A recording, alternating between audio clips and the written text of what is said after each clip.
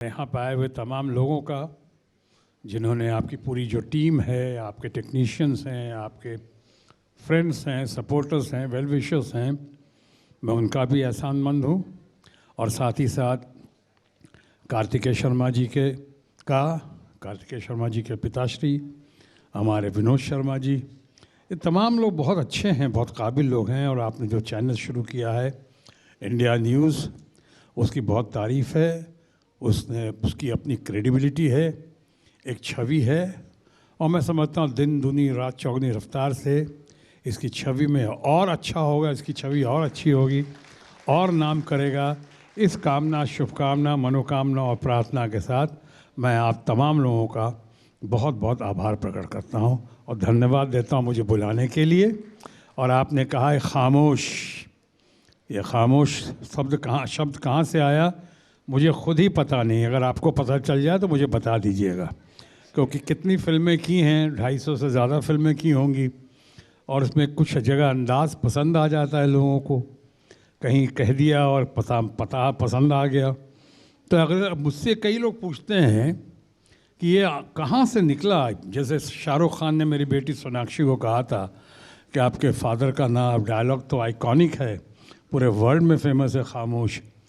और बाद में पूछ भी रहे थे सोनाक्षी से कि किस फिल्म में था उनका, तो मैंने कहा कि मुझे तो पता नहीं है, लेकिन हाँ अंदाज़ पसंद आया होगा लोगों को, क्योंकि मैं हमेशा कहता हूँ अंदाज़े बयां हर बात को एक नई शक्ल दे देता है, वरना इस दुनिया में कोई बात नई बात नहीं। तो कहने का अंदाज़ है जो पसंद आ गया लोगों को, और आपको पसंद आया है राणा साहब, इसके लिए मैं आपका शुक्रगुजार हूँ। सर, इस महीने आपका जन्मदिन भी आता है जो गुजरा है। उम्र बड़ी ज़बरदस्त तरीके से आग खड़ी हुई है, 7-7 खामोश।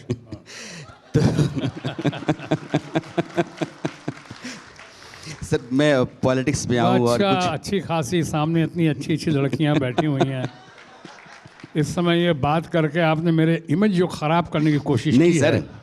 वो अगले आगे वाले 7 में 1 डालने में कोई फ़र्क थोड़ा सर, हटा करके 1 डाल देते हैं, बात खत्म हो जाती है। नहीं राणा साहब, मुझसे कई लोग पूछते हैं कि आपकी उम्र कितनी है या क्या उम्र हुई आपकी, तो मैं कहता हूँ कि बहुत एडजस्टेबल है, फ्लेक्सिबल है। आप अपनी बता दीजिए, मैं अपना एडजस्ट कर दूंगा। सर, कुछ बड़े सवालों पर आऊँ, चूँकि हिंदुस्तान की राजनीति और सिनेमा, इन दोनों में बहुत कम ऐसे लोग हैं जिनके पास इतना नाम है, इतनी शोहरत है, ऐसा मकाम है, इतनी इज्जत जैसी आपके पास है। पलट करके आप देखते हैं तो बहुत सारे आपकी मंजिलें नज़र आती होंगी। जीवन में वैसे कौन कौन से बड़े फैसले रहे जिन पर आपको हमेशा नाज रहता है? जिस पे मुझे नाज है जी।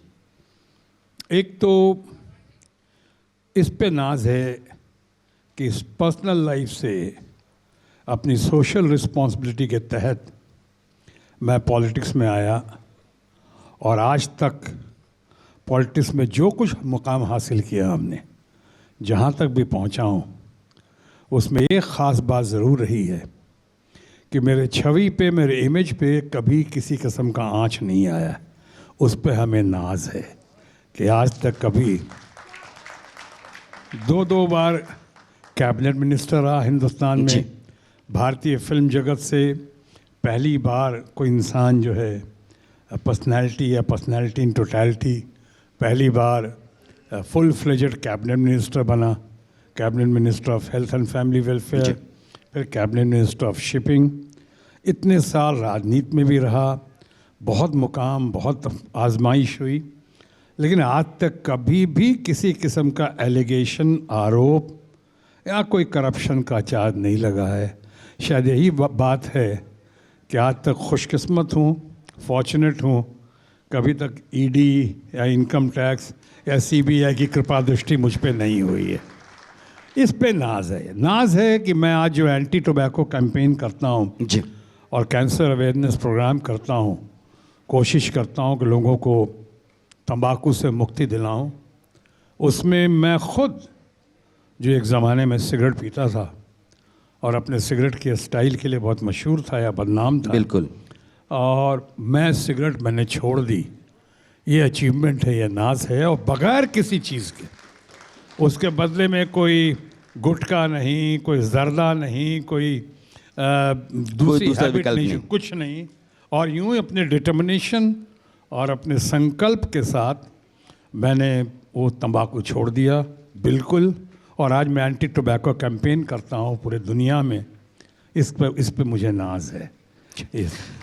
आप वैसे लोगों में से हैं जिनका पैन इंडिया इम्पैक्ट है। बिहार का एक व्यक्ति बॉलीवुड में जा कर के वो सुपरस्टार होता है और आज की तारीख में पश्चिम बंगाल से वो सांसद होता है। आपने दोनों जीवन भरपूर जिया है, राजनीति और सिनेमा दोनों। आज मैं आपसे पूछूं कि दोनों में बुनियादी फ़र्क आपको क्या महसूस होता है? दोनों में कॉमन क्या आपको दिखता है? दोनों में अनकॉमन आपको क्या दिखता है? रानी जी, यहाँ पे रियल लाइफ में और रियल लाइफ में वही फ़र्क है जो रील और रियल लाइफ में होना चाहिए और होता है। आसमान ज़मीन का फ़र्क है। वहाँ जैसे कई लोग कहते हैं, फिल्मों से बहुत लोग पॉलिटिक्स में आ जाते हैं, तो पूछते हैं ये फिल्म वाले पॉलिटिक्स में क्यों जा रहे हैं इतने, ऐसी क्या बात है? तो पहले मैं संक्षेप में जवाब दिया करता था, जो बहुत मशहूर भी हुआ।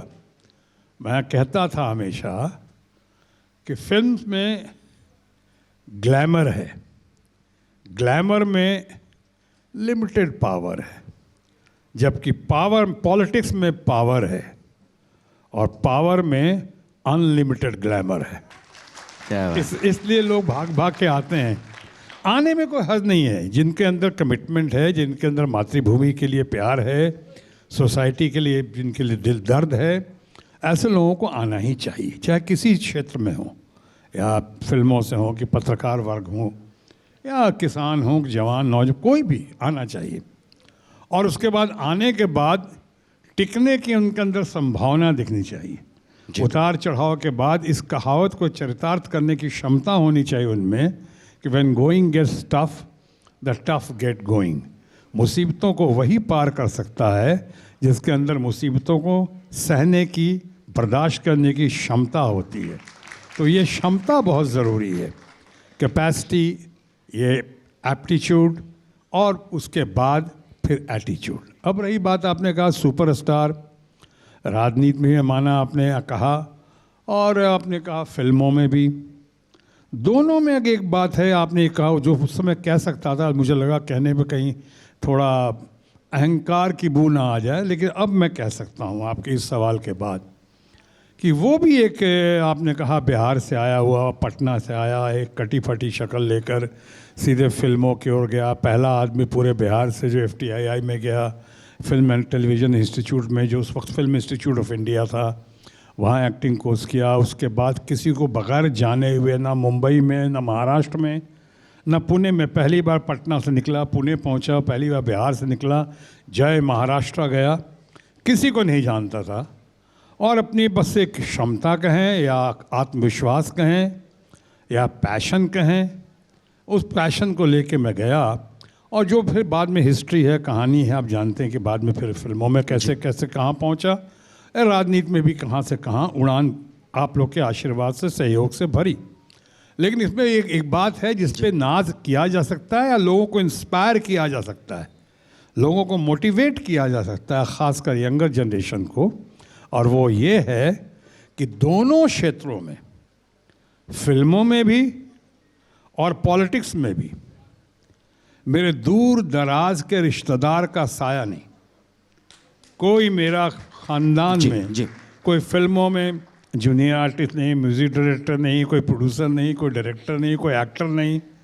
और उसी तरह राजनीति में मैं कैबिनेट मिनिस्टर बनता हूँ आप लोग के आशीर्वाद से, और वहाँ पे पूरे मेरे परिवार में एक आदमी कोई MLA नहीं, MLC नहीं, कोई वहाँ पे पार्षद नहीं, कोई राजनीति में गया ही नहीं। अपने बूते खड़ा होने वाले लोग, शत्रुघ्न सिन्हा, जो कि समय की कमी है, लेकिन कुछ लोगों का मयार इतना बड़ा होता है, शख्सियत इतनी बड़ी होती है, कुछ समंदर की तरह होते हैं। जितने आप गोते लगाएं वो मोती वाली सीप जो है ना वो आपके हाथ में आती रहती हैं।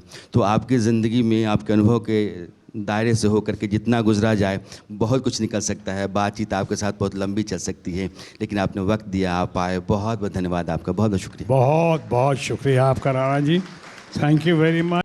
For more such videos, subscribe to the NewsX YouTube channel, hit the bell icon.